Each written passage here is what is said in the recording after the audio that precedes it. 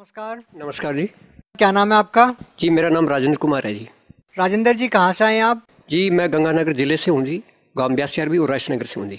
राजस्थान से आए हो? जी सर, संत रामपाल जी महाराज जी से जुड़ने से पहले आप क्या भक्ति साधना करते थे?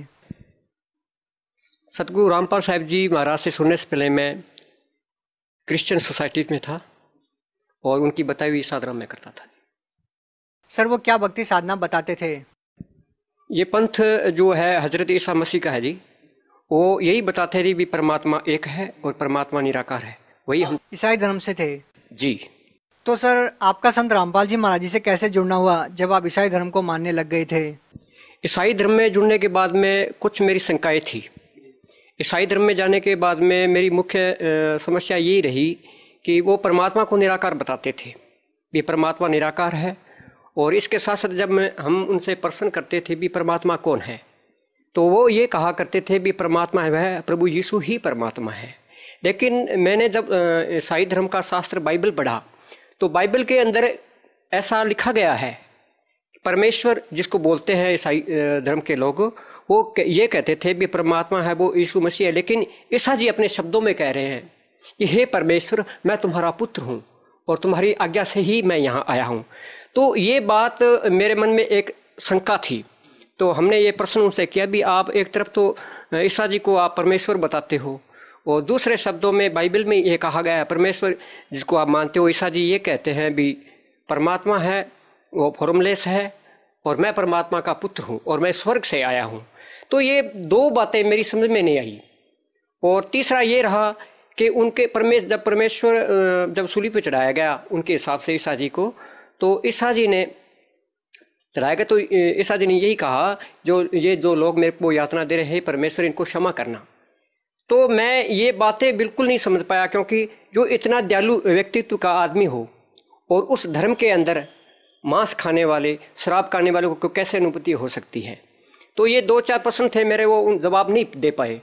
तो मैंने उनसे पूछा भी आप इसके बारे में मेरे को बताइए। तो वो बोले कभी तो ये कहते हैं परमेश्वर है वो ईसा जी है। आपके कहने का मतलब है कि ईसाई धर्म में शराब पीने का आदेश तो नहीं है, लेकिन लोग फिर भी पी रहे हैं। हाँ जी बिल्कुल। बाइबल में जहाँ तक मैंने पढ़ा मैंने समझा, बाइबल के अंदर कहीं भी ऐसा नहीं लिखा है, शराब पीने का नहीं लिखा है। कितने साल तक आपने ईसाई धर्म को माना? ईसाई धर्म के अंदर कम से कम मैं 5 वर्ष रहा जी। तो क्या संत रामपाल जी महाराज जी से जुड़ने के बाद आपने कोई धर्म परिवर्तन कर लिया? नहीं, ऐसा हमने धर्म परिवर्तन नहीं किया और न ही गुरुजी हमारे धर्म परिवर्तन को बोलते हैं। आप आज भी ईसाई हो? हाँ जी, आज भी मैं ईसाई हूँ, कोई दिक्कत नहीं है। सर, संत रामपाल जी महाराज जी के बारे में आपको कैसे पता चला? ऐसा है कि जब मैंने ईसाई धर्म के जो पास्टर थे उन लोगों से हमने प्रश्न रखे अपने, तो वो अपने प्रश्नों का जवाब नहीं दे पाए। तो मैंने जहाँ से भी कोशिश की पता लगाने की, तो फिर मैं कम्युनिस्ट हो गया, कम्युनिस्ट पार्टी में चला गया। तो वो कहते थे not is God only for सृष्टि, सृष्टि है लेकिन उसका कर्ता नहीं है। उसके बाद में मैं भी उनके साथ में उनकी लाइन में था और मैं भी 100 प्रमाण ईश्वर न होने के दिया करता था। उसके बाद मैं पूरी तरह नास्तिक हो गया मैं। उसके बाद में मैंने भगवान को मानना छोड़ दिया। आप नास्तिक बन गए पूरी तरह? हाँ जी, पूरी तरह। मेरे को ना विश्वास नहीं रहा भी परमात्मा है। तो उसके बाद में मैं बोरवेल का मिस्त्री हूँ मैं, ये गांव मुकलावा है, यहाँ गांव पड़ता है वहाँ। तो हम अपने भाइयों के साथ में वहाँ काम करने हम गए थे। तो वहाँ मैं देखता हूँ कि मैं कुएं का काम कर रहा हूँ। तकरीबन 30 फीट की गहराई में हम काम कर रहे थे। तो रात के 10-11 बज गए थे, क्योंकि चिनाई का काम जो होता है, चिनाई जब करते हैं तो उसमें क्या होता है, उसको काम को कंप्लीट करना पड़ता है और बीच का हिस्सा रख जाए तो उसमें कल को दिक्कत होती है। तो मेरे को ना 2 आवाज़ सुनाई दी।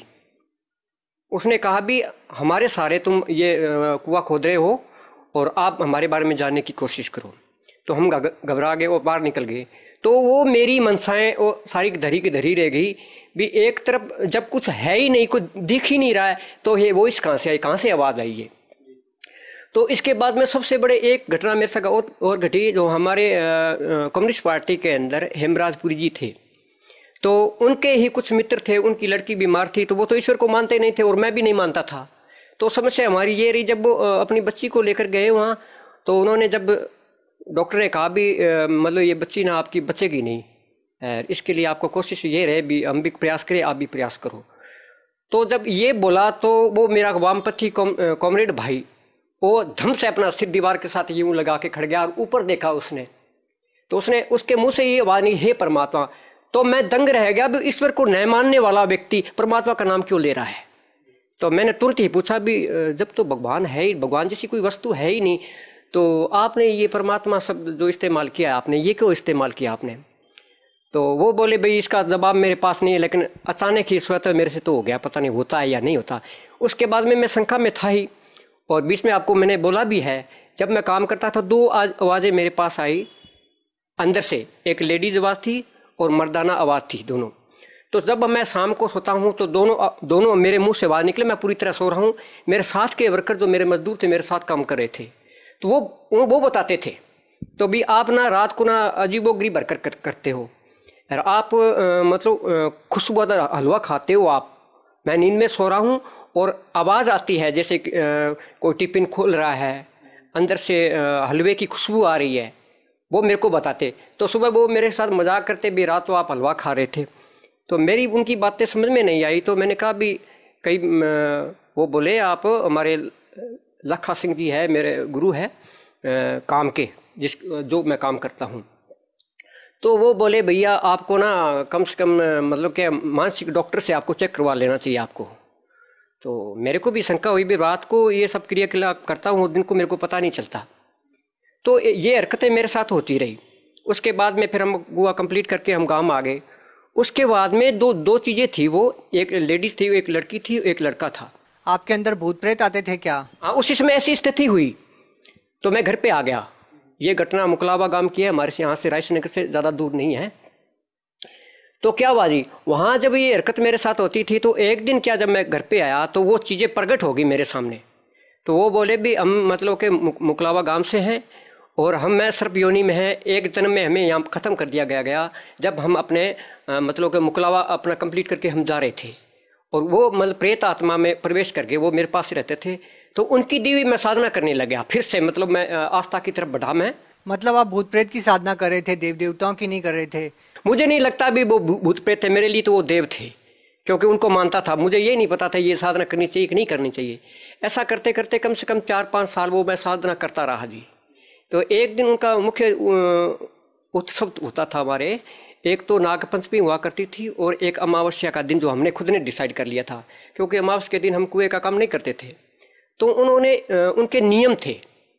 तो नियम ये थे कि मतलब एक तो वो शराब को मना करते थे, बीड़ी शराब को। मैं शराब का बहुत बड़ा आदी था, तो जब मैं पी लेता था तो मेरे को बड़ी परेशानी होती, वो मेरे को बहुत ज़्यादा परेशान करते थे। एक बार क्या 3-4 साल के बाद में काफ़ी लोग मेरे पास आने लगे।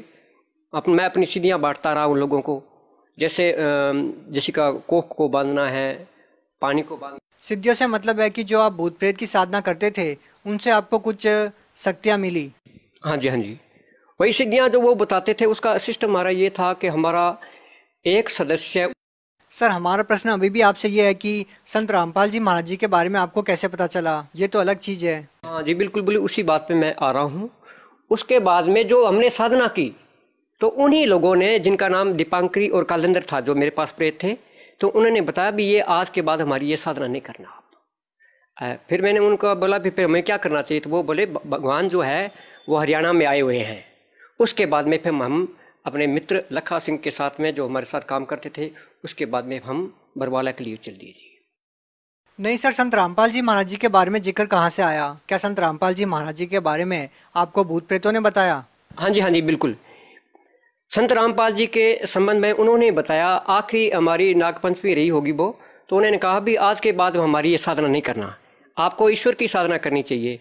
तो हमने कहा भी ईश्वर कौन है? तो वो बोले ईश्वर इस धरती पर आए हुए हैं और बरवाड़ा आश्रम के अंदर इशार आए हुए हैं, तो उसकी शरण में जाइए आप, और हमारी शरण में आज के बाद हमारी उपासना आपको नहीं करनी चाहिए। सर ये बहुत ही अद्भुत बात आपने बताई है कि संत रामपाल जी महाराज जी के बारे में आपको भूतों ने बताया कि संत रामपाल जी महाराज जी पूर्ण परमात्मा आए हुए हैं यहाँ पर। ये बात हमने पहली बार सुनी है कि भूतों ने बताया कि संत रामपाल जी महाराज जी परमात्मा आए हुए हैं। सर हम आपसे ये जानना चाहते हैं कि संत रामपाल जी महाराज जी के पास जब आप जाते हो, जिसके बारे में आपको भूत प्रेतों ने बताया था कि वो परमात्मा है, क्या आपकी वो सारी शंकाएं दूर हो गई जो भगवान के प्रति आपके मन में थी? हाँ बिल्कुल, 100% हमारी जो भी शंकाएं थी ईश्वर के प्रति वो पूरी तरह दूर हुई, और मैं आस्था के लगाम में रहा और मैंने परमात्मा को पा लिया। परमात्मा से आपका क्या तात्पर्य है? परम आत्मा, तमाम संपूर्ण, जैसे कि हमारे शास्त्रों में दिया गया है। बस संत रामपाल जी महाराज जी जो साधना आपको बताते हैं उसमें आपने कहा कि आपने परमात्मा को पा लिया, तो ऐसा संत रामपाल जी महाराज जी कौन सी साधना देते हैं जिससे आपने परमात्मा को पा लिया? संत रामपाल जी शास्त्र अनुकूल साधना बताते हैं जी। असल मायने में जो हमारे ऋग्वेद, यजुर्वेद, सामवेद, अथर्ववेद, 18 पुराण, 14 उपनिषद जो दिए गए हैं, उनसे जो उनके जो अंतर साधना बताई गई वही साधना हमारे गुरुजी बताते हैं जी। सर, ये जो साधनाएं संत रामपाल जी महाराज जी ने आपको बताई, क्या उन्होंने ईसाई धर्म की पवित्र बाइबल से भी कुछ प्रमाण दिखाए? संत रामपाल जी की बताई हुई साधना जो है हमारे, चाहे वो बाइबल हो, चाहे कुरान हो, गुरु ग्रंथ साहिब हो, जितने भी धर्म है, सारे धर्मों का जो निचोड़ है वो उन चीज़ों में मिलता है जी। सर, संत रामपाल जी महाराज जी के ज्ञान के बारे में आपने बताया कि आपको सारा ज्ञान हो गया, आपके मन की जितनी भी शंकाएं थी वो दूर हो गई। तो सर, हम आपसे ये जानना चाहते हैं कि आपको संत रामपाल जी महाराज जी से नाम दीक्षा लेने के बाद क्या क्या लाभ मिले? वैसे तो आध्यात्मिक सबसे बड़ा लाभ होता है जी, और लेकिन के भौतिक जीवन के अंदर लाभ जो मैं आपको बताऊंगा विस्तार से आपको। सबसे पहला तो ये था भी मैं शराब भी पीता था, बीड़ी भी पीता था, ये मेरे को लाभ हुआ। और उसके बाद में आम तौर पर क्या है कि हमारे यहाँ जो गलत परंपराएं चल रही है और वो परमात्मा के संत रामपाल जी के विधान में नहीं है, तो उनके अनुशासन रहते हुए भी मैं आर्थिक लाभ हुए हैं। उनके साथ में दो मेरे सबसे बड़े लाभ हुए हैं जी। मैं मृत्यु के ग्रास से निकला हूँ जी, पूरी तरह मैं ठीक हुआ हूँ और मैं ख़त्म हो गया था जी। कैसे, क्या क्या वाक्य था वो? हाँ, उस समय में आपको मैं बता रहा हूँ कि एक बार हम अपने किसी मित्र के यहाँ गए हुए थे जी। तो वहाँ मैं देख रहा हूँ कि मेरे को पैरालिसिस हो गया, मेरा एक साइड का जो बॉडी जो है ना पूरी तरह ख़त्म हो गया जी। मेरी आंखें यहाँ आ गई और मेरे हाथों की जो नसें थी पूरी तरह काले रंग की हो गई और मैं पूरी तरह सुन्न हो गया। मैं देख रहा हूँ भी मेरा एक हिस्सा पूरी तरह ख़त्म हो गया है। कुछ ही समय बाद में मेरे साथी आए मेरे, तो उन्होंने मेरे को संभाला।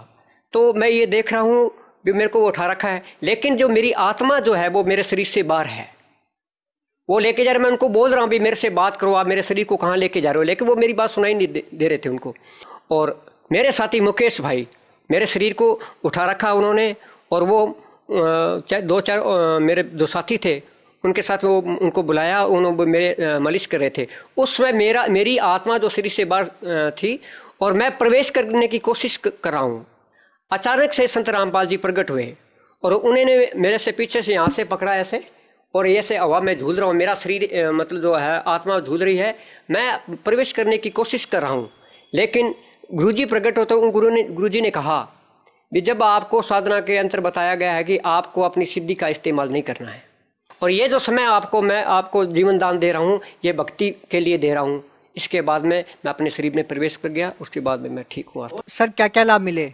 उसके बाद में वैसे मैंने पहले भी जिक्र कर रखा है कि मैं बोरवेल का मिस्त्री हूँ। एक बार हम कुएं की चढ़ाई करे थे, 30 फुट के ऊपर से मसाले की भरी हुई बाल्टी मेरे ऊपर गिर गई। तो उसके बाद में वहाँ मेरी मृत्यु होनी थी। 30 फुट की गहराई के अंदर से जब मैं नीचे चढ़ाई कर रहा था, ऊपर से क्या बाल्टी गिरी, उससे क्या हुआ, मेरा ऊपर जोर से पड़ा, तो उसमें बेहोश हो गया। लेकिन क्या है, मेरे को एक इंजेक्शन तक लगाने की जरूरत नहीं पड़ी और मैं संत रामपाल जी की दया से आज मैं संपूर्ण ठीक हुई। सर, आप भगत समाज को क्या संदेश देना चाहते हैं? संपूर्ण भाइयों को मैं यही संदेश देना चाहता हूँ कि शास्त्र अनुकूल साधना संत रामपाल जी महाराज बता रहे हैं, और उससे पहले अपने शास्त्रों को पढ़ो। उनकी दिव्य पुस्तकें जीने की राह है, ज्ञान गंगा है, उनको पढ़िए आप। और पढ़ने के बाद में संत रामपाल जी से नाम ले सकते हैं और अपना कल्याण करवा सकते हैं। जी, धन्यवाद। धन्यवाद।